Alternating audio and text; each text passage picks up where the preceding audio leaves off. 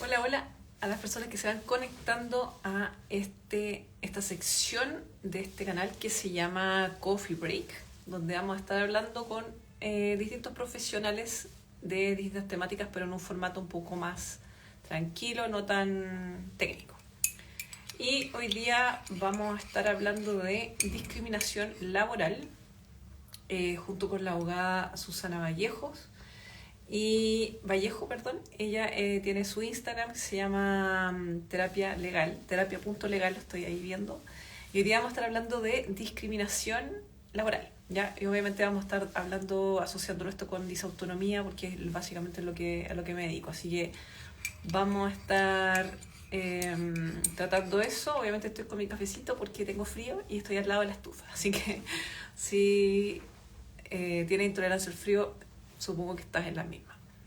Así que vamos a esperar a que llegue Susana para iniciar el live y obviamente si hay preguntas sobre esta temática la pueden dejar en la sección del signo de interrogación, en la parte de preguntas, en la sección abajo de este live. Y obviamente va a quedar grabado, así que para que lo vean después cuando tengan tiempo.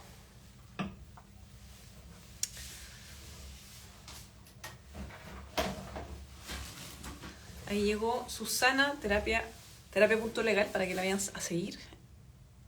Um,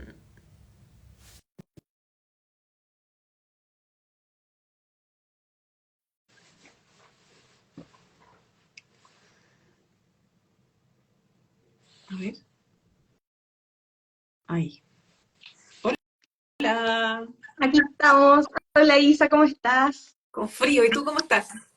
También con frío. Tengo un guaterito Yo acá. estoy con mi cafecito. Oye, gracias por aceptarnos esta invitacioncita en el Coffee Break, en esta sección que tenemos acá. Por- Gracias por estar acá, Susana. Muchas gracias.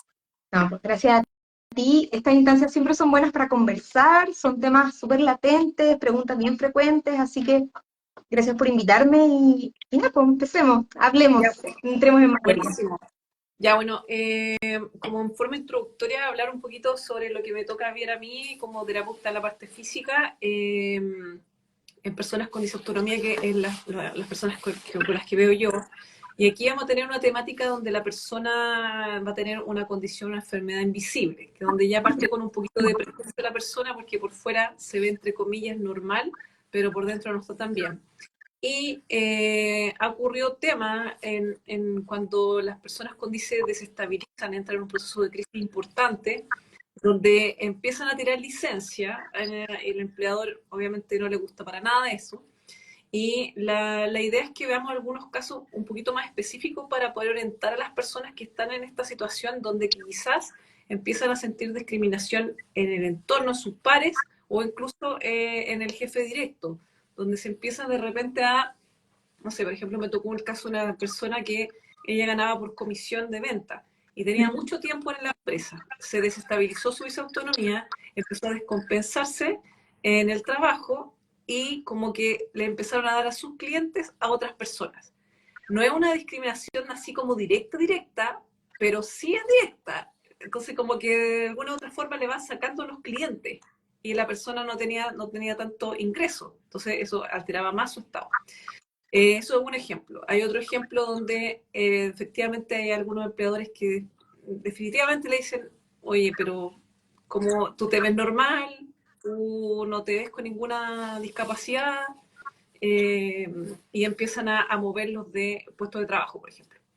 O sea, eso puede ocurrir en personas con DIS en términos de como que se podría considerar discriminación laboral eso, o legalmente, Susana, ¿cómo se podría escribir una discriminación laboral para ver si una persona podría identificarlo como tal? Ya. Mira, si nosotros nos vamos a la definición legal, tenemos que ir al Código del Trabajo. Ya. El Código del Trabajo expresamente establece que no debe discriminarse a las personas y define lo que es la discriminación como una distinción o una exclusión o ciertas preferencias basadas en distintos hechos. Enumera un montón, pero en lo que nos convoca hoy día, uno de estos hechos por los que no pueden existir estas exclusiones o preferencias es por el tema de cuando existen enfermedades o cuando existe discapacidad, ¿ya? Y lo importante es que esta distinción, esta exclusión o preferencia tiene que generar que se pierdan las oportunidades dentro del trabajo o que se genere un trato laboral distinto que obviamente le cause perjuicio a la persona que es trabajadora, ¿ya? Eso es lo que tenemos que entender por discriminación y, bueno, ese es el concepto genérico, el macro. Entonces, por supuesto, ahí después hay que ir revisando cada caso concreto para ver cuáles son los hechos puntuales que uno pudiera catalogar como actos discriminatorios. Ya, ok. Perfecto. Entonces, por ejemplo, digamos una persona que está en esta situación donde no tiene credencial de discapacidad. Una persona, en este caso, persona con DIS, que no ha sacado la credencial de discapacidad y de alguna manera siente que ha tenido, como el ejemplo que te acabo de dar al principio, siente que está sufriendo de discriminación laboral. ¿Cuáles serían los pasos a seguir? Si yo como que tengo dudas, y lo típico que acá es que hay miedo, ¿cierto? ¿Qué pasa si yo hago algo, digo algo de recursos humanos o a alguien, podría yo que me echen, que el típico miedo, obviamente, y eso obviamente nadie va a querer, se desestabiliza todo. Entonces, ¿cuáles serían los pasos a seguir para una persona que quizás no tiene credencial de discapacidad, pero está mal físicamente por una enfermedad? A ver, eh, también hay que entenderlo desde el punto de vista del empleador. Yo creo que a los empleadores Sí, también les puede dar un poco de miedo, porque en el caso que tú me pusiste, por ejemplo, si yo soy empleador, tengo un cliente y la persona que atendía a ese cliente no está disponible, obviamente yo tengo que brindarle otra persona para que lo atienda, porque si no puedo perder este cliente. Entonces, no solamente el trabajador va a perder su comisión, sino claro. que yo como empresa voy a perder a este cliente que es importante para mí. Ya, Entonces, yo creo que lo primero es tener buenas relaciones de coordinación. En el fondo, si una persona sabe que está en algún minuto con licencia médica o tiene que tener algún régimen especial, turnos especiales, hablar con el empleador, plantearlo, ser transparente, porque muchas personas creen que por el hecho de estar con licencia o tener una enfermedad, claro, son temas sensibles, pero nadie puede saber y lo tratan casi como un secreto. sí. Precisamente por este miedo, pero también a veces porque creen que no tienen que manifestarlo. Mm. Entonces, tratar de buscar relaciones con el empleador, la jefatura directa, en donde yo le pueda decir, mire, estoy con esta situación, me dieron una licencia por 30 días, después de eso mi médico me va a evaluar, a lo mejor me va a dar más licencia, a lo mejor voy a volver, pero que sepan en el fondo que estoy, digamos, en una situación específica durante un tiempo determinado. Porque es súper importante también entender que las licencias médicas, los reposos, siempre son por periodos acotados. Cuando hablamos de una enfermedad o una discapacidad que a mí no me permite trabajar, ya no hablamos de la figura de licencia médica. Ahí ya estamos hablando de otra situación. Entonces, para poder precaver estos tiempos en donde yo no voy a estar activa y donde van a tener que entregarle mi cliente, por ejemplo, a otra persona, eh, coordinar para que pueda existir un periodo de transición que sea adecuado para el cliente y que después cuando yo me reincorpore, también progresivamente me puedan devolver en el fondo este cliente que era el que yo traje a la empresa en algún minuto, en este caso que Sí, planteas tú. sí. Ya, claro, o sea, es importante como que bueno que también se muestre, ¿cierto? La parte de la persona, pero también la parte del empleador que también obviamente tiene sus necesidades también en su negocio. Eh, lo ideal obviamente sería conversarlo, ¿cierto? Conversarlo. Pero ¿qué pasa? ¿Qué pasa si el empleador está cerrado? Está cerrado a recibir, no quiere recibir nada, no quiere recibir nada de información. Si estamos hablando todavía en el caso, ahí, para quien estaba comentando, en el caso de que una persona no tuviese credencial de discapacidad, no tiene credencial y está demorando más en reintegrarse, en el caso de disautonomía, la típica licencia, no sé, incluso por 30 días a veces no es suficiente el proceso terapéutico. Entonces, ¿qué pasa si el empleador no está dispuesto a hablar, o sea, a transar o a escuchar? Ya, a ver, durante una licencia médica, el empleador tiene que respetar siempre el reposo. Entonces, también ocurren los casos en donde hay personas que quieren tener alguna reunión o hablar con los empleadores, y los empleadores es como, no, tú estás con licencia, no hablo contigo. Okay. Derechamente ahí están cortadas las comunicaciones. Bueno, en ese caso, si ya no se habló antes, cuando estaban empezando estos síntomas o esta, digamos, complejidad de la enfermedad, hay que esperar que pase el periodo de reposo, ¿ya? Y documentar todo lo que se viva en ese periodo. Si yo solicité una reunión y no me la dieron, si yo llamé por teléfono y no me contestaron, y ojalá que sea muy detallado, o sea, yo llamé el lunes a las 11 de la mañana al señor Juanito Pérez y no me contestó. Llamé el lunes a las 3 de la tarde a la señora Tantito de Recursos Humanos y no me contestó. Dejar esta especie de historial, porque eso también me va a servir en el caso de que una vez que yo me reintegre, si mi empleador sigue cerrado, no quiere hablar conmigo y siguen existiendo estas situaciones de discriminación, van a ser los antecedentes que a mí me van a permitir poder hacer los reclamos correspondientes y decir, mire, esta es la definición de discriminación y estos son los hechos puntuales en los que a mí me han afectado y me han discriminado. Entonces siempre documentarlo en una agenda, no sé, tener algún librito y empezar a escribir cada una de estas cosas. Ya, igual eso es un buen punto, que no todo el mundo considera. Como que igual también sería importante. El problema es que acá hay tanto desconocimiento, porque generalmente la persona con DIS no tiene idea de esto, no sabe cuánto se va a demorar en estar bien, no hay un proceso terapéutico porque hay desconocimiento. Entonces, ¿cómo yo voy a querer transar con alguien si ni siquiera sé lo que es? Entonces es complejo.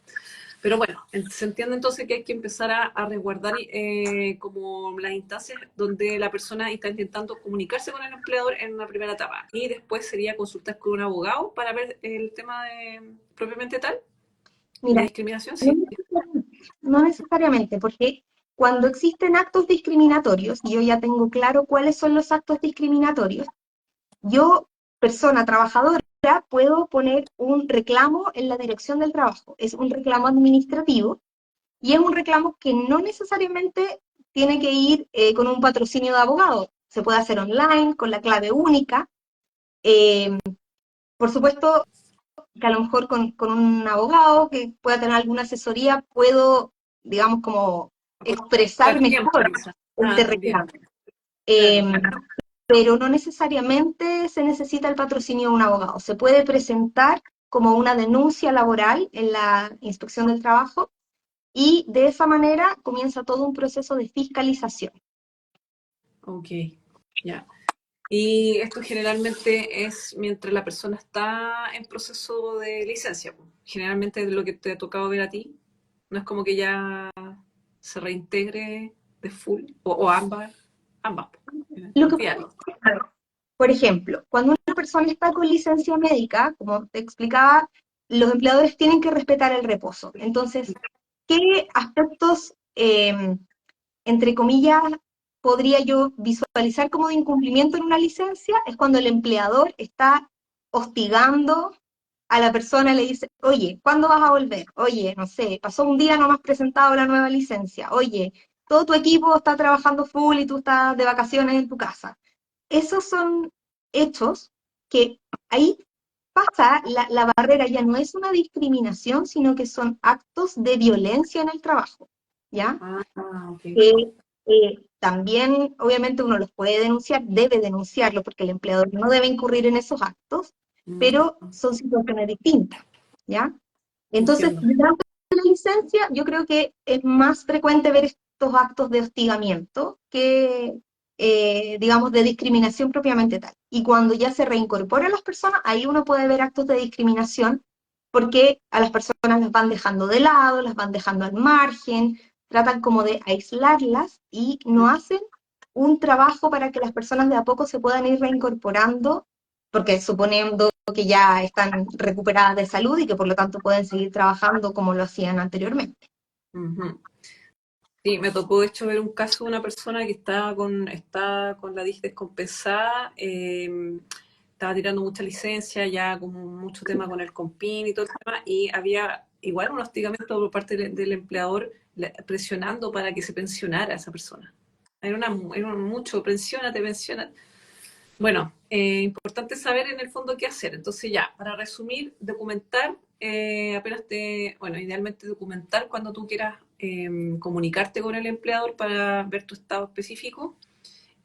Cuando estás con licencia, obviamente el empleador va a respetar la licencia, que es como dentro de lo que señala Susana, como de la ley, no debería contactarse contigo ni nada.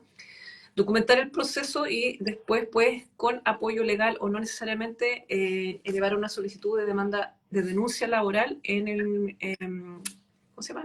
Un reclamo administrativo en ahí. Entonces, eso sería como los pasos a seguir para una persona que no tenga credencial de discapacidad, como resumiendo. Ya, Sí. y de ahí la cosa después se tiene que ir resolviendo, un tema de chequear la parte administrativa, ya eso es de otro manejo. La persona ya cumplió con hacer como la denuncia, por así decirlo. ¿Sí? Claro, lo que pasa es que con el procedimiento administrativo se inicia este proceso de fiscalización en donde va un inspector a la empresa, se constituye, revisa esta denuncia, los antecedentes, le pide antecedentes al empleador y define en el fondo cuáles son los incumplimientos laborales que se observan en este, digamos, escenario que está fiscalizando. Ya. Y ahí se pueden establecer ciertas sanciones administrativas al empleador, multas es lo más frecuente, y obviamente ahí se va a indicar cómo está el caso de esta persona, en donde hay incumplimiento, se va a aplicar esta multa, pero además usted tiene que tomar tales y tales acciones para que no se siga perpetuando este incumplimiento, esta discriminación en el tiempo. Qué complejo. Igual da para dar como que dé miedo a que lo echen a la persona. Da para, si una persona común y corriente, como que qué tanto poder tendrá eso real en la práctica, por así decirlo.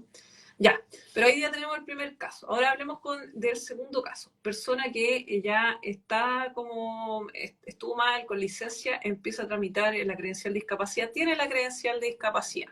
Y digamos que la persona se acoge a la ley de inclusión laboral o está dentro en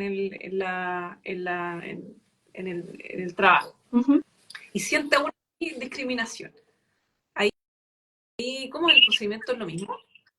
Porque si es por Eh, inclusión laboral debería haber más como respaldo legal, ¿o no? Porque ya entró por en una situación de discapacidad, porque está presentando ya con credencial de discapacidad a la persona. claro. A ver, lo que pasa es que la ley de inclusión lo que establece es que existen, digamos, como beneficios que se otorgan a ciertos empleadores cuando dentro de su personal consideran a personas con discapacidades, Sí. perdón, con necesidades especiales. Eh, y, por supuesto, también uno podría decir parte en el mejor pie, porque en el fondo cuando se inicia esta relación laboral, ya el empleador sabe cuáles son estas necesidades especiales y además sabe cuáles son las funciones que va a disponer que haga esta persona. En el fondo, no sé, si yo contrato a una persona eh, que tiene que movilizarse en silla de ruedas, no lo voy a mandar a limpiar vidrios en un andamio. Lógicamente, si lo voy a contratar en esas condiciones, lo voy a establecer en alguna labor que yo sé que va a poder realizar y que no va a existir alguna incompatibilidad con su estado que fue al inicio. Entonces, eh, ahí, claro que igual pueden existir discriminaciones en cuanto a la presencia. Ahora bien, cuando existe credencial de discapacidad, que no es lo mismo que exista pensión de invalidez, porque a veces puede existir invalidez parcial y las personas pueden seguir trabajando con su capacidad residual, no necesariamente va a significar que esta persona no va a poder enfermarse, tanto de patologías vinculadas con su discapacidad como de otras, como, no sé, se agarró un resfrío, una amigdalitis, cosas, no sé, propias del mundo. Por lo tanto, sí podrían existir situaciones de discriminación cuando las personas se empiezan a ausentar, cuando empiezan a pedir permisos, por ejemplo, para ir a doctores, controles médicos, etc. Y yo también creo que siempre hay que partir por la conversación, ¿ya? Buscar una instancia, pedir una reunión y ser transparente, decir, mira, estoy pasando por esto, estoy yendo al doctor, 2 veces a la semana, 3 veces a la semana, estoy tratándome por esto, por esto, por esto, y manifestar. Yo en este tiempo no voy a estar al 100%, pero obviamente mi intención es recuperarme y reintegrarme como estaba antes. Eh, como te decía, uno puede documentar de todas las instancias que uno solicita de conversación, pero también uno puede documentar una reunión y decir, conversar la reunión y después mandar un correo. Mira, según lo conversado en la reunión de hoy día, los acuerdos son tanto, tanto, tanto, y eso también va a quedar como un documento y un respaldo para mí, para mi memoria, para el empleador, porque cuando las cosas quedan por escrito también tienen cierto peso, Claro, y por si eventualmente existen incumplimientos. Eh, ya. Creo Normalmente que, este tema de la discapacidad, cuando ya las personas entran con credencial, las situaciones de discriminación se vienen dando cuando cambian a las jefaturas, ¿ya? Cuando en ah, una organización la persona que estaba de jefe en un comienzo cambia. Entonces también ahí es importante saber en qué minuto hablar con la jefatura directa y en qué minuto elevar esto a alguna gerencia o área que sea superior a la jefatura directa, ¿ya? ya. Para que puedan en el fondo aterrizar a este nuevo personaje y decirle que respete las condiciones por las que fue contratada esta persona bajo la ley de inclusión. Ajá. Claro, porque ahí sería como, estaría quizás como incumpliendo desde esa ley, porque como está ya quizás la persona ya va respaldada con su credencial, porque por algo la contrató el empleador, Ujú, o lo que también ocurre es que como la persona entra, se desestabiliza por cualquier motivo en disautonomía al menos, y el empleador, como ya conoce, el jefe, como está más abierto en algunos casos a después admitirla por el tema de la ley laboral. Hay un cambio interno.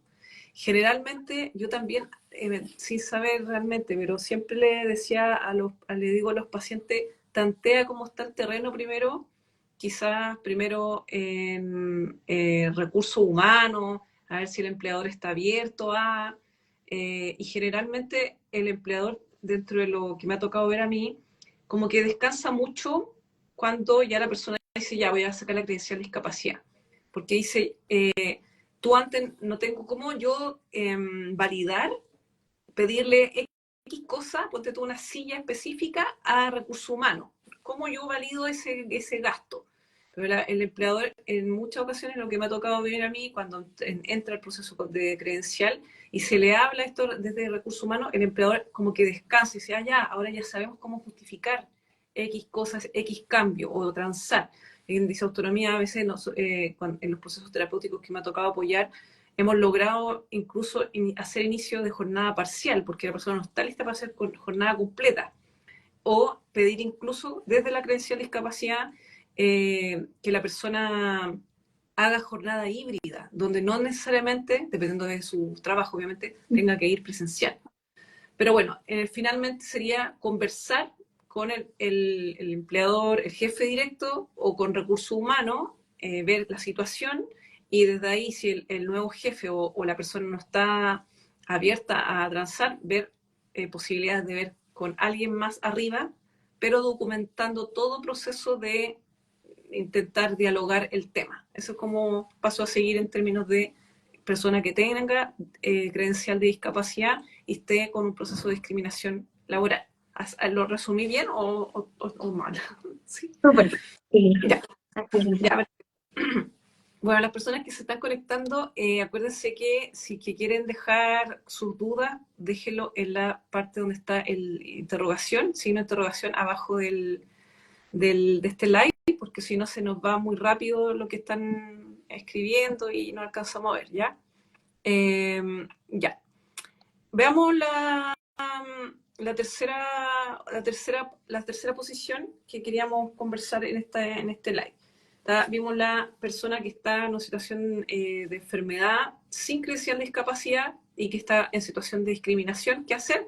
Vimos la segunda opción en caso de que la persona tenga la credencial de discapacidad. ¿Qué hacer? Y vamos a ver un tercer caso que también se suele ver, que es cuidador primario de una persona, un niño Veamos la opción de un niño, que ahí tú te manejas más. De cuidadora, cuidador primario de un niño o una niña con alguna enfermedad, una condición que tiene que salir recurrentemente del trabajo. ¿Cómo se hace y empieza a sentir discriminación? ¿Cómo sería ahí el proceso? A ver, ahí también tenemos que entender que hay otras leyes especiales que son bastante ¿Ya? recientes, ¿ya? Así que, bueno, si uno está buscando ingresar al mundo laboral, siempre es bueno buscar empresas que tengan acreditaciones, buenas prácticas, porque obviamente van a hacer el camino mucho más fácil para las personas que ya estén adentro de esa organización. Ya. Eh, Cuando hablamos del cuidado, existen dos leyes especiales que son las más frecuentes, que una es la llamada ley de conciliación y la otra es la llamada ley TEA. La ley de conciliación no hace distinción respecto del estado de salud del niño o niña que se está cuidando, solamente indica que son personas que tienen a su cuidado menores de 14 años, ¿ya?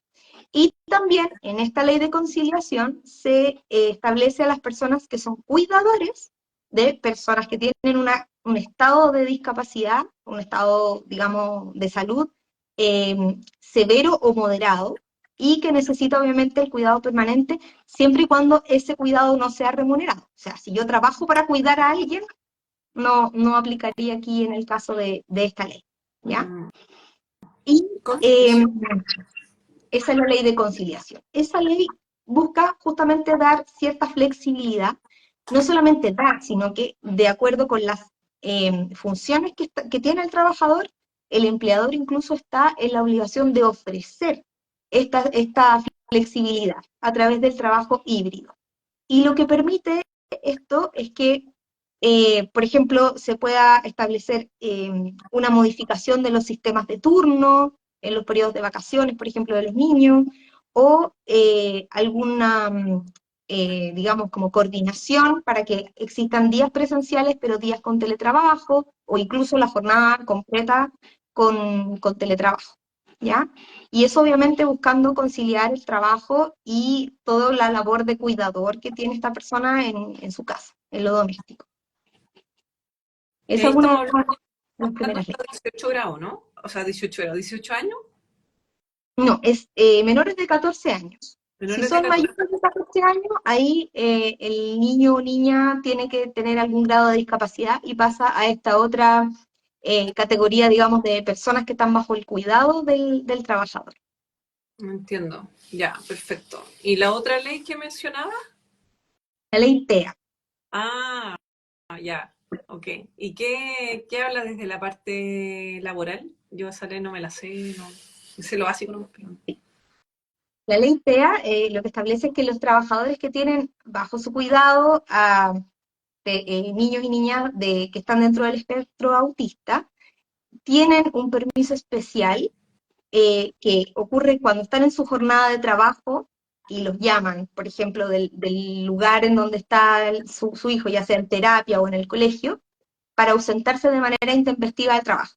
O sea, para poder tomar sus cosas y salir corriendo, ¿ya? Ok. Y, Eh, y dis- y disculpa ahí, ¿estamos hablando de cualquier, entre comillas, grado dentro del espectro? ¿O tiene que ser un estado más bien, porque hay como algunos que lo describen por grado? Lo que pasa es que la población con disautonomía, un porcentaje va a ser neurodivergente dentro del espectro, y generalmente acá hay como lo que se describe como, algunos describen como tipo uno, más funcionales, por así decirlo. No sé si estará incluido todo ahí.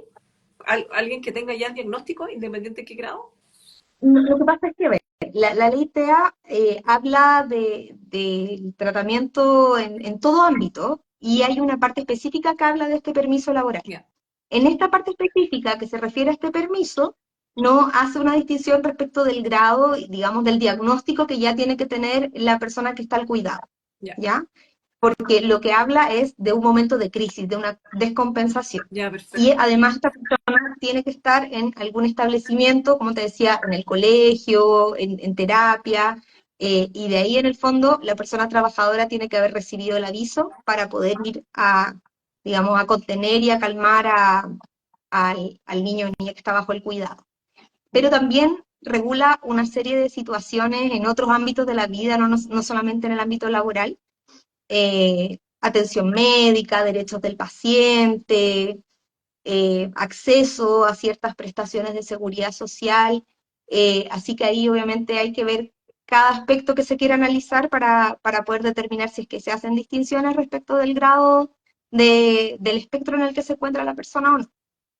Ya, perfecto. Bueno, igual sería bueno saberlo porque, como te digo, parte de la población con DIS va a estar dentro del espectro o neurodivergente, pero estamos hablando dentro del espectro, y que probablemente va a tener hijos en esa situación también. Entonces, está bueno saber que también pueden resguardarse de esa ley también, al ser cuidadoras de personas, de niños o niñas dentro del espectro.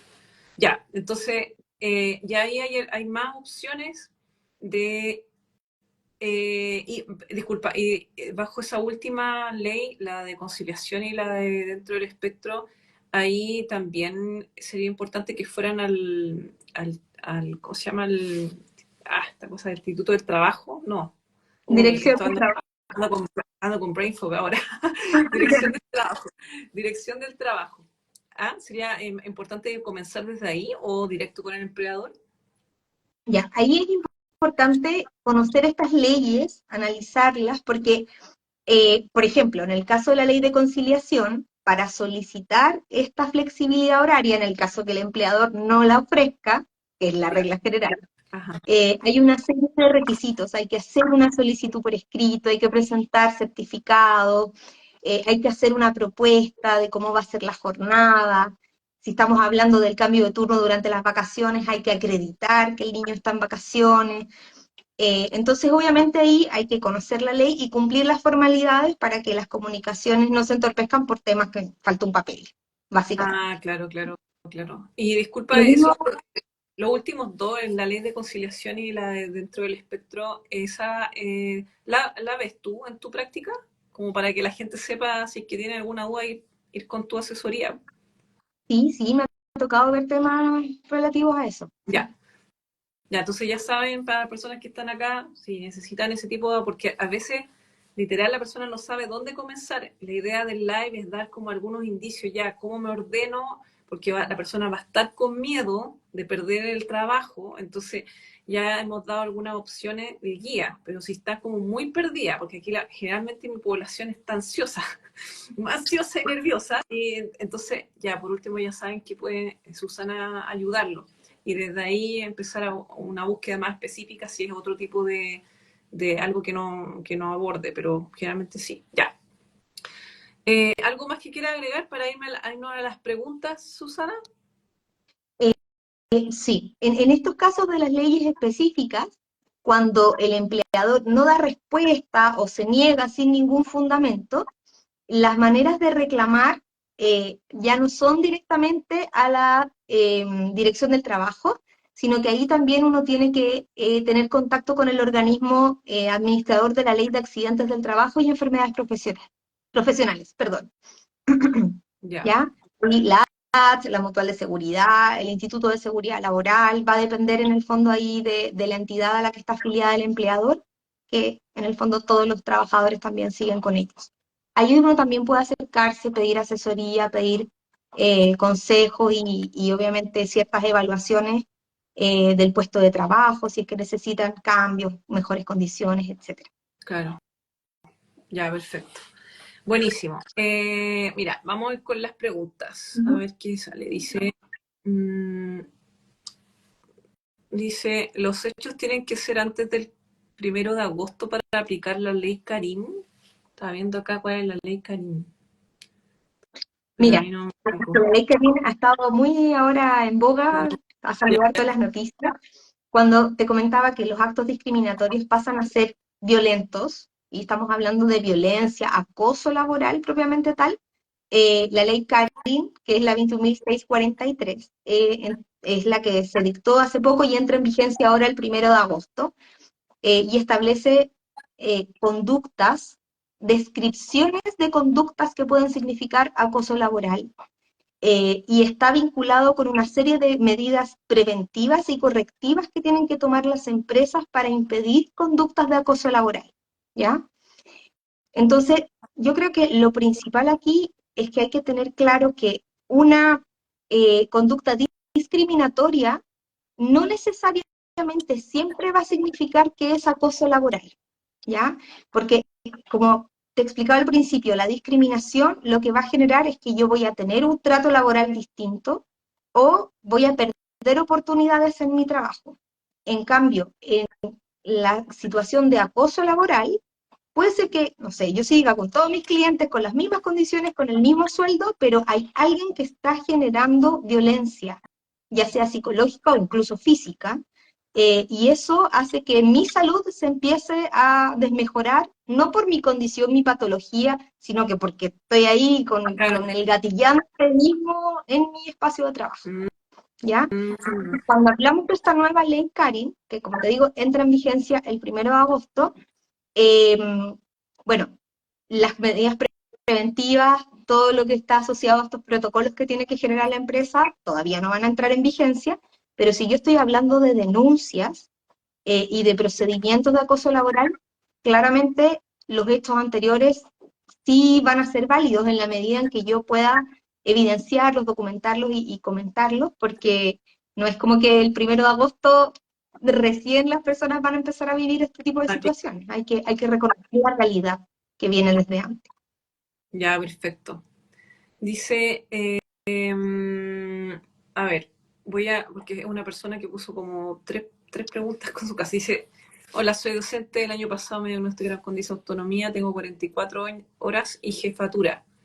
Eh, Solicitó baja horaria y dejar la jefatura, el cual no fue considerado con mis peticiones. ¿Qué puedo hacer para que mi solicitud sea acogida y no despedida? Ah, solicitó baja horaria, pero no le dijeron o nada o toda la jornada. Ahí quizás sería mejor que te comunicaran directo a buscar una asesoría con la Susana, porque es más complejo, ¿no? Sí, pero más allá de eso, también hay que ver cómo uno solicita las cosas. A veces Ya. uno, como te decía, en una reunión lo solicité y me dijeron que no. Pero si a lo mejor yo después planteo una carta por escrito y la mando, eh, las personas van a tener que hacer un análisis, verlo con su equipo jurídico de la empresa para dar una respuesta más contundente. Y después ahí empezar a pensar si es que hago algún reclamo administrativo al respecto. Mm, Ahora, también hay que tener ojo, no necesariamente porque yo solicite que me reduzcan la jornada o yo solicite el cambio, sí o sí mi empleador va a estar obligado a dármelo, ¿ya? El empleador también se va a poder negar porque en ciertos casos directamente va a necesitar contar con una persona en jornada completa, o a lo mejor me va a decir, sabes que yo te puedo reducir la jornada, pero te voy a tener que reducir la remuneración porque le voy a tener que pagar a otra persona por esas horas no trabajadas. Entonces, también hay que ver muy bien el caso puntual para poder decir que esos hechos son los que configuraron una conducta de discriminación. ujú. Ya. Creo que ahí también dijiste un punto súper importante, el cómo yo digo las cosas, porque generalmente acá, mi experiencia, al menos con persona con DIS, al menos, que ya está disfuncional un sistema específico, sistema nervioso. Generalmente están nerviosa, están ansiosa, el que tener discriminación, acoso, lo que sea, o incluso discriminación, les genera más miedo, más ansiedad, y esa persona generalmente viene con el tilde de mujer, porque aquí hay más mujeres, persona hipocondríaca o que está nerviosita, y ahí ya empieza la persona a gatillarse más, entonces ahí la forma de comunicación se va a las pailas. Entonces, si es el caso, y si está muy nerviosa, ahí yo creo que es mejor que alguien te asesore, porque finalmente va a tener alguien que se comunica de mejor manera o que te ayuda a redactar algo de mejor manera, porque aquí generalmente la ansiedad les gana y la cosa empeora y la persona es la que sufre las consecuencias porque no sabe cómo comunicarse, porque se desborda. La Exactamente. idea, sí, pues la idea acá es como entregar un poquito más de info para que sepan qué hacer y a dónde asesorarse. Ya, Vamos con otra y dice, a ver, Robin dice, recién me conecto, no tengo credencial, ¿el empleador se puede negar a hacer cambio en el puesto de trabajo? O sea, sí, o sea, ahí es lo que, parte de lo que hablábamos, ¿cierto? Ahí hay que conversarlo con el empleador y si tú no tienes credencial que avale tu situación de discapacidad, el empleador perfectamente puede decir que no, ¿sí o no? Sí. Sí, puede hacerlo, pero ojo, si yo veo que mi puesto de trabajo está afectando mi salud, no sé, por ejemplo, estoy en un subterráneo sin luz natural, no me dejan salir a tomar aire ni 5 minutos al día, me estoy poniendo en un caso extremo, yo puedo acudir a la Mutual, a la AT, al ISL y pedir que hagan una evaluación de mi puesto de trabajo, ¿ya? Para que en el fondo el lugar en donde yo me desempeño no me enferme más. Y esa entidad como asesora del empleador, que es el que tiene que garantizar que se respete la salud y la vida de los trabajadores, podría decirle al trabajador, ¿sabe qué? Necesito que me cambie de puesto a esta persona porque si no se va a enfermar más todavía, ¿ya? Ya. Si estoy en una oficina con 8.000 personas y el ruido a mí me enferma y paso todo el tiempo con dolor de cabeza, ya, podría decir, ¿sabe qué? Cámbiala de puesto, búsquele algún lugar con menos ruido ambiente, etcétera. ¿Ya? Ahí también ellos son aliados de los trabajadores y asesoran correctamente a los empleadores al respecto. Mm.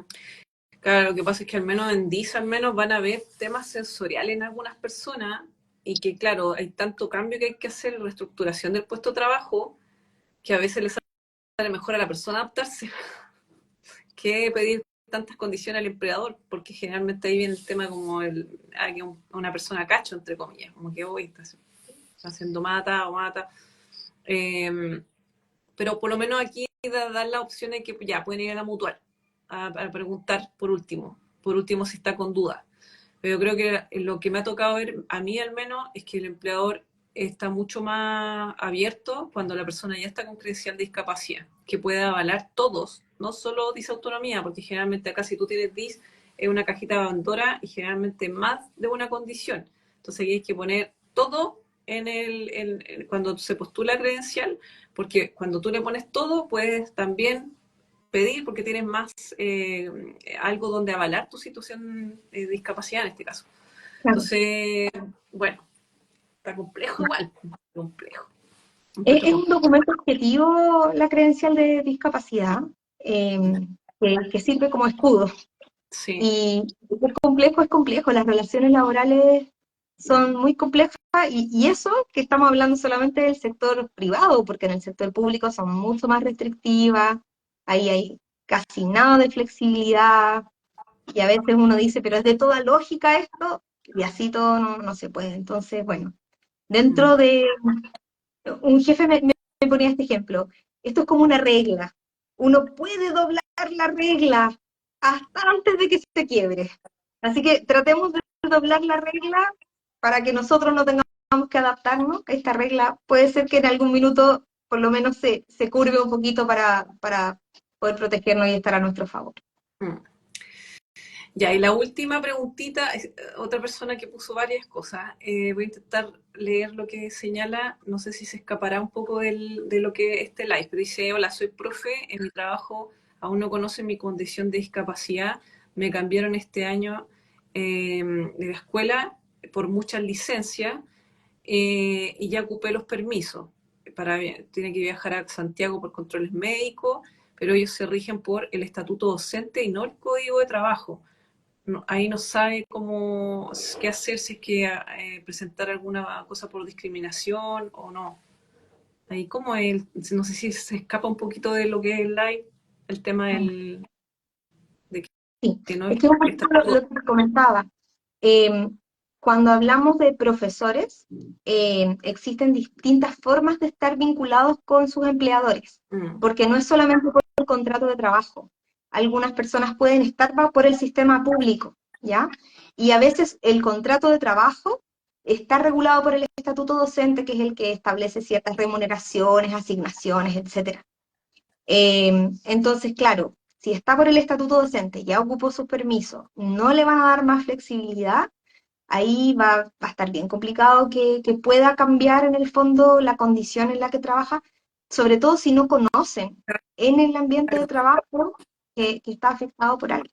Sí, Ahí bueno, ahí va. creo que es fácil especular y alivianar y decir, ay, esta persona es floja, no viene, qué sé yo, porque no saben lo que está pasando. Porque no saben, sí. Y varias personas con DIS no lo dicen por el prejuicio de esto que se ve la persona como normal, no sana y no está tan bien. Y también el tema, por ejemplo, de postular a trabajo. Por ejemplo, yo antes no decía nada. Y cuando lo dije me discriminaron. Y de ahí dije, ya lo voy a trabajar sola, porque es una discriminación no es directa, es como sutil. Es como, ah, entonces te pasa esto. Ah, ya, te llamamos. Y obviamente es como, no es directa, pero se sabe que están discriminando. Eso ocurre. O sea, a mí me ocurre, pues, obvio. Así que bueno, importante en el fondo que ya con este live ya saben más o menos para dónde encaminarse, si tienen duda, ya saben lo primero, así como qué hay que hacer, que es como la idea del live, dar los primeros pasitos para buscar ayuda y que no tengan miedo y asesorarse para que esto no sea un terrible mal rato que pasen y que desconfigure más la disautonomía de base, en este caso que estamos hablando de personas con DIS. Así que, bueno, agradecerte, Susana. Pasemos el dato de tu Instagram, un poquito de lo que te dedicas tú para que veas si la gente necesita ocupar tu asesoría. Sí. Bueno, te doy las gracias, Isa. Mi nombre es Susana, mi Instagram @terapia.legal. Yo estoy especializada en temas de licencias médicas. Siempre veo todo lo que tiene que ver con rechazos y apelaciones de licencias o problemas en los cálculos. Y también veo temas laborales, por ejemplo, personas que han estado con mucho tiempo de licencia médica y se quieren reincorporar y quieren pedir teletrabajo, alguna jornada específica. También ahí podemos ver en el fondo cómo orientar esas solicitudes. Lo Bueno, importante aquí es siempre que las personas sepan que no hay que normalizar. Si hay algo que a uno le está haciendo ruido, le está molestando, hay que ver cómo resolverlo y agotar todos los caminos. ¿Puede ser que no se encuentre solución?